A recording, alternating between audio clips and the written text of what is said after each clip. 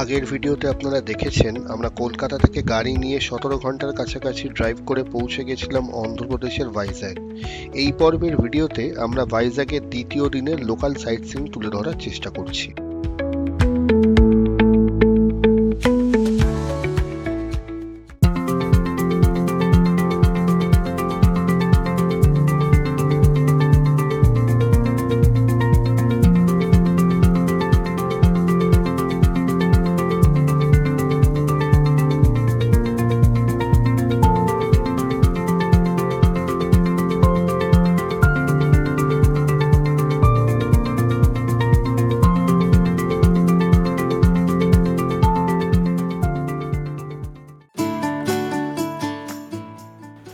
ভাইজ্যাগ, বিশাখাপত্তনম, ব্রিটিশরা যাকে বলতো ওয়াল্টেয়ার। অন্ধ্রের রাজা বেনারস যাওয়ার পথে মন্দির গড়ে পুজো করেন দেব সেনাপতি বিশাখা স্বামী অর্থাৎ কার্তিকের। বিশাখা থেকেই নাম বিশাখাপত্তনম। সিটি অফ ডেস্টিনি বলা হয় ভাইজ্যাগকে। নীলগিরি পর্বতের বিস্তার তার দক্ষিণ থেকে পশ্চিমে আর পূব জুড়ে বঙ্গোপসাগর। পাহাড়ি উঁচু নিচু সমন্বয়ের অঞ্চল, সারা বছর এখানে মেরিটাইম ক্লাইমেট। সকালের ব্রেকফাস্ট সেরে আমরা বেরিয়ে পড়লাম ভাইজ্যাগের লোকাল সাইট সিইং করতে। এই ক্ষেত্রে বলে রাখা ভালো, আমরা একটি লোকাল ক্যাবের সাথে চুক্তি ভিত্তিতে সাইট সিইং করেছিলাম। ভাড়া নিয়েছিল ১,৫০০ টাকা। তার ডিটেলস লাগলে জানাবেন, কমেন্ট বক্সে দিয়ে দেবো।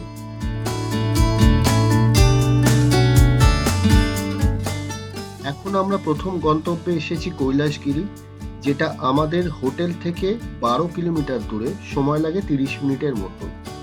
১৭৩ মিটার উঁচু সি লেভেল থেকে কৈলাসগিরিতে কিন্তু পার্কিং এর সুব্যবস্থা আছে।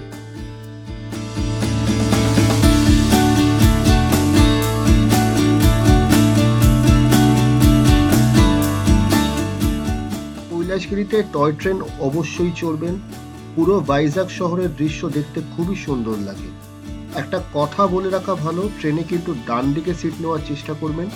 ট্রেনের টিকিটের ডিটেইলস স্ক্রিনশটে দেওয়া থাকলো।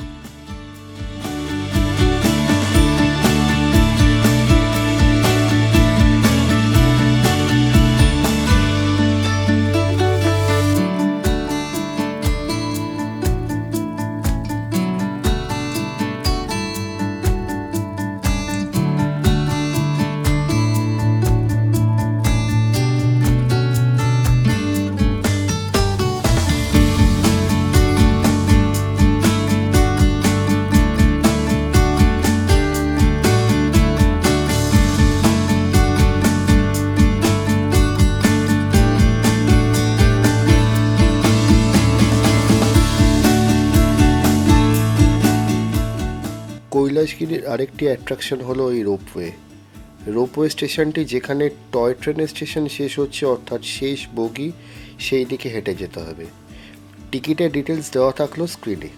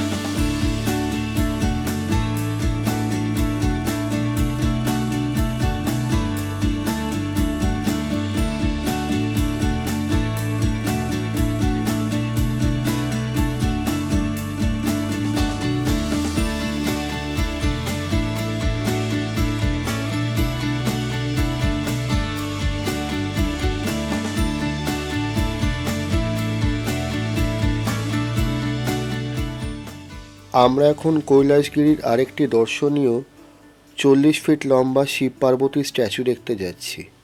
মনোরম পরিবেশ, কিন্তু ট্যুরিস্টদের ভিড়ে জায়গাটি বেশ ভর্তি। এই মূর্তি কিন্তু সন্ধ্যের অন্ধকারে লাইট জ্বলে উঠলে সত্যি অসাধারণ লাগে। শিব পার্বতী স্ট্যাচু যাওয়ার রাস্তায় পড়বে ডান দিকে একটু ভিউ পয়েন্ট। অপূর্ব লাগে এখান থেকে প্যানোরামিক ভিউ, যা স্মৃতি ক্যামেরা বন্দি করতে একদম ভুলবেন না।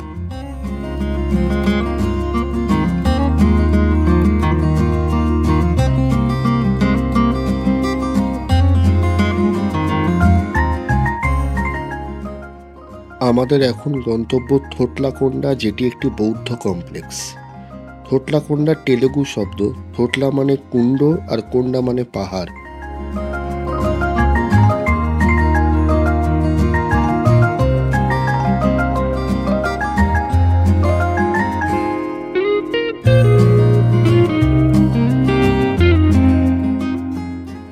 পাহাড়ের উপর যে 9টি জল রাখার কুণ্ড এখানে আবিষ্কার হয়েছে, তার থেকেই এই নাম। 1988 থেকে 93 এর মধ্যে এর আবিষ্কার করে ভারতীয় নৌসেনা। বলা হয় থোটলাকোন্ডা, সারনাথ, কুশিনগর, লুম্বিনী একই রেখাংশতে যুক্ত। গৌতম বুদ্ধ নিজে কখনো এখানে আসেননি, তবে এটি তার শিষ্যদের তৈরি। বৌদ্ধ ভিক্ষুকদের স্তূপা, গৃহ, খাদ্য, বস্ত্র, ওষুধ সংরক্ষণের ব্যবস্থা ছিল এখানে, এবং এটি একটি ধর্মীয় এবং একাডেমিক কেন্দ্র হিসেবে গড়ে উঠেছিল। থোটলাকোন্ডা প্রাচীন বৌদ্ধ ধর্মের সন্ন্যাসীদের বাসস্থান। এত প্রাচীন একটি ঐতিহাসিক নিদর্শন, কিন্তু ঘুরে দেখানোর প্রপার গাইডের অভাব আছে এখানে। তার সাথে কতটা মেনটেন্ড আর সুরক্ষিত তার সন্দেহ থেকেই যায়। আমরা সেদিন ভাগ্যক্রমে একজন গাইডের দেখা পেয়েছিলাম, যিনি 400 টাকার পরিবর্তে জায়গাটি আমাদের ঘুরিয়ে দেখিয়েছিলেন। এটি ছিল বৌদ্ধ ভিক্ষুকদের থাকার জায়গা।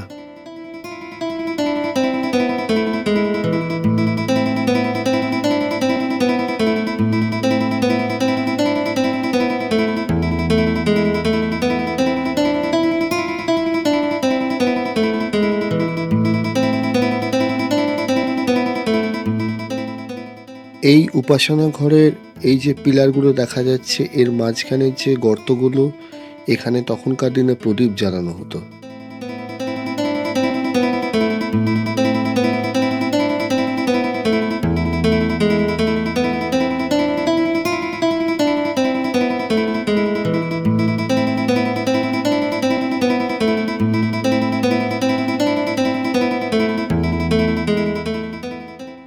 এটি গজপ্রস্থ চৈত্য নামেই বোঝা যাচ্ছে এই স্ট্রাকচারটি কেন গজপ্রস্থ বলা হচ্ছে।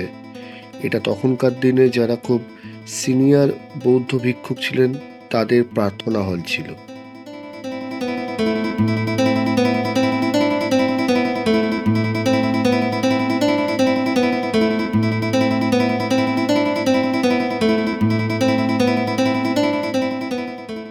এই ছোট স্তূপটি তখনকার দিনে বড় স্তূপ তৈরি করার আগে যে ছোট মডেল আমরা তৈরি করি, তারই একটি অংশ। সামনে যে ছোট কুলুঙ্গি মতো জায়গাটি দেখা যাচ্ছে, তখনকার দিনে বৌদ্ধ ভিক্ষুকরা এর মধ্যে প্রদীপ জ্বালিয়ে জায়গাটি আলোকিত করে রাখতেন।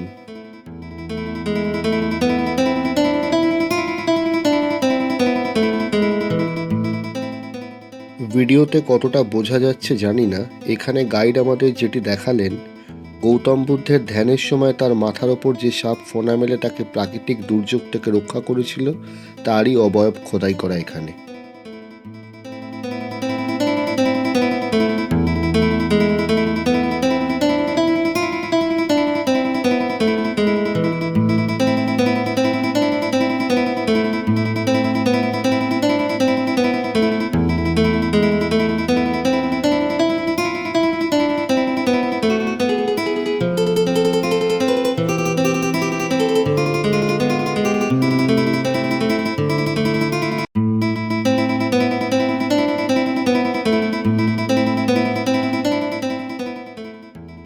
থোটলাকোন্ডা থেকে বেরিয়ে নিচের দিকে নামতে গেলে পড়বে এই থোটলাকোন্ডা ভিউ পয়েন্ট। এখানে দাঁড়িয়ে পুরো ভাইজ্যাগের প্যানোরামিক ভিউ যে কতটা সুন্দর, জানি না ভিডিওতে সেটা বোঝা যাচ্ছে কিনা।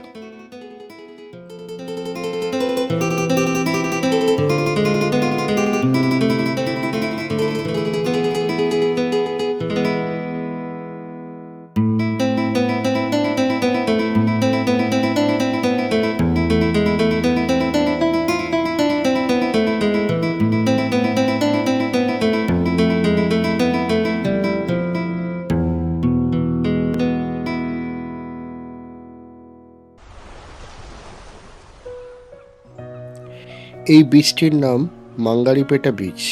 লোকাল মানুষরা বলে থোটলাকোন্ডা ন্যাচারাল আর্ক, যেটা এখানকার দর্শনীয়। প্রচুর পর্যটক আসেন এখানে এবং ছবি তোলেন। তেলেগু ভাষায় এটিকে বলা হয় শিলা থোরানাম। শিলা মানে পাথর, আর থোরানাম মানে মালার মতো আর্ক। সমগ্র বিশ্বে এরম 3টি ন্যাচারাল আর্ক আছে, একটি এখানে, বাকি দুটি মার্কিন যুক্তরাষ্ট্র এবং ব্রিটেনে।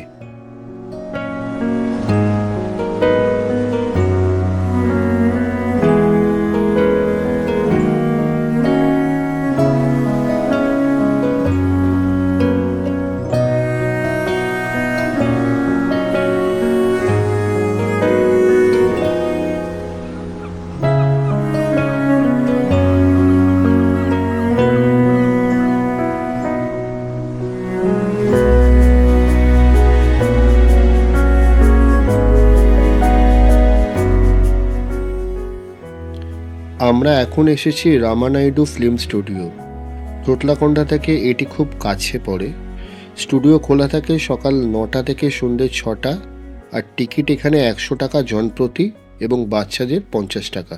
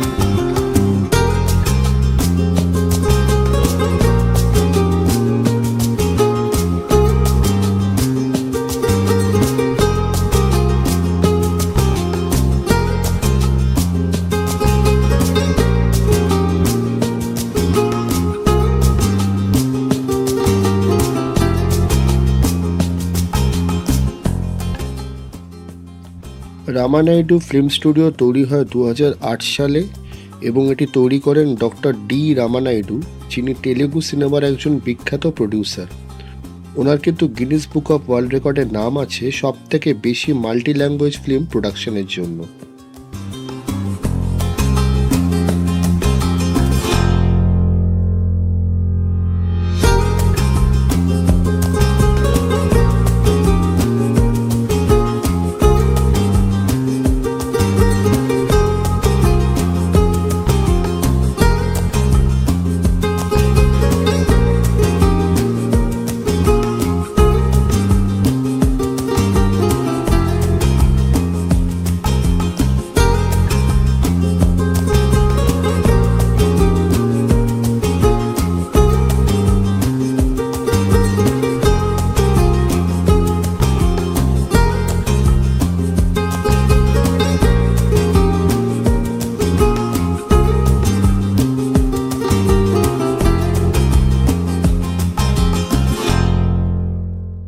এবার আমাদের গন্তব্য আরকে বিচ। বিচে যখন পৌঁছলাম বেশ উপভোগ্য পরিবেশ, অ্যাম্বিয়েন্সটা বেশ সুন্দর।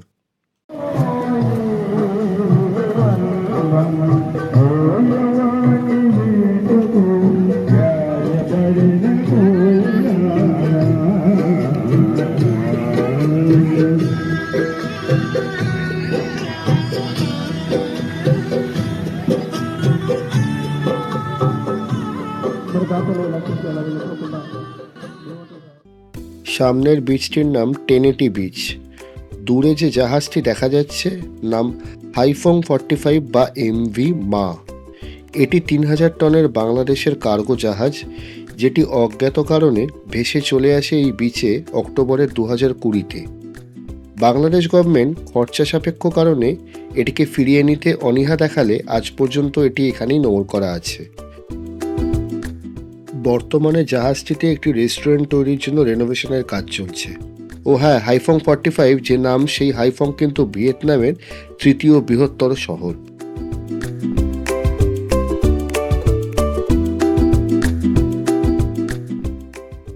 পুরনো মাছের পচা আষ্টে গন্ধে যদি আপনার সমস্যা না থাকে তাহলে একবার ঘুরে নিতেই পারেন ভাইজ্যাগের এই ফিশ হারবার ফিশ মার্কেট। ভিডিওতে দেখে বুঝতেই পারছেন জায়গাটা কি অপূর্ব সুন্দর ভরপুর গন্ধ হতে পারে। আমি গেছিলাম অভিজ্ঞতার জন্য, আর সেই গন্ধ এক কথায় আপনার বন্ধ নাকও বলবে ছেড়ে দে মা কেঁদে বাঁচি। এখানে একটা কথা বলবো, সঙ্গে মহিলা থাকলে জায়গাটাই আমি রেকমেন্ড করব না, বিশেষ করে বিকেলের পর।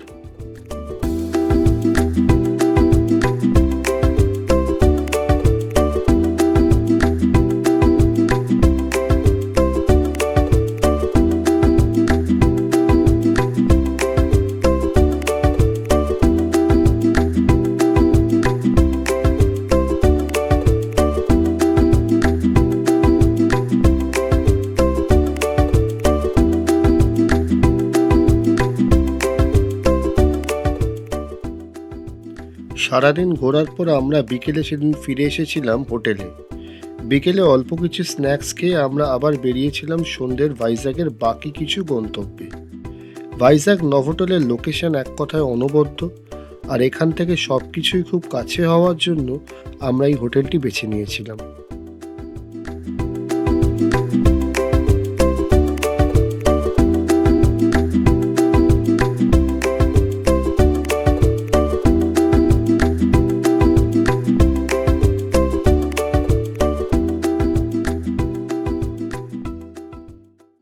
সেদিন সন্ধ্যাবেলা আমরা একে একে দেখেছিলাম সাবমেরিন মিউজিয়াম ও এয়ারক্রাফট মিউজিয়াম। টিকিট ডিটেলস দেওয়া থাকলো স্ক্রিনে।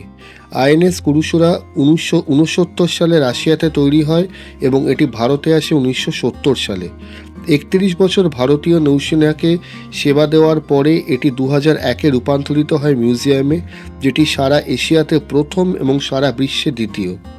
1971-এর ইন্দো পাক যুদ্ধে এটির অবদান অনেক ছিল।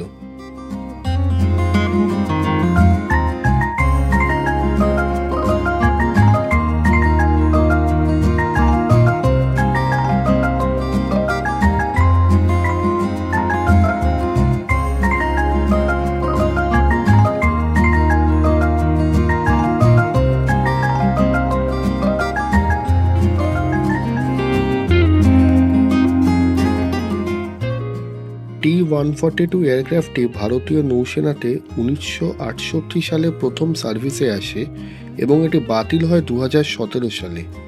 এই মিউজিয়াম বানাতে খরচা হয়েছিল 3.5 কোটি টাকা এবং এই পুরো প্রজেক্টের খরচা ছিল 14 কোটি টাকা। ঠিক সাবমেরিন মিউজিয়ামের উল্টো দিকেই এই এয়ারক্রাফট মিউজিয়াম।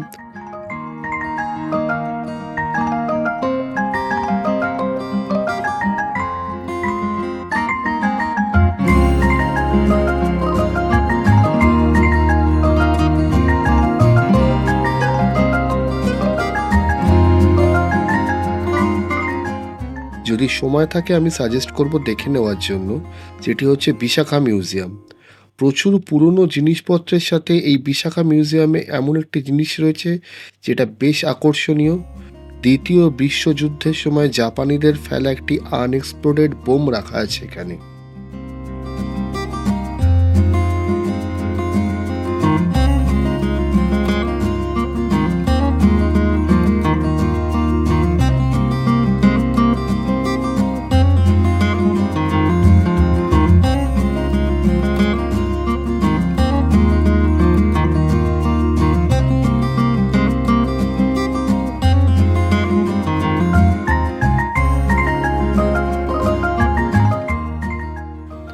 আমরা এখন আছি জগদম্বা মার্কেটে।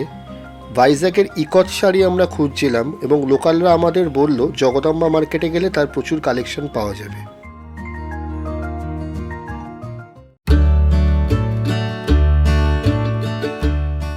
সেদিন রাতের ডিনার আমরা সেরেছিলাম ভাইজ্যাগের নভোটেলেই।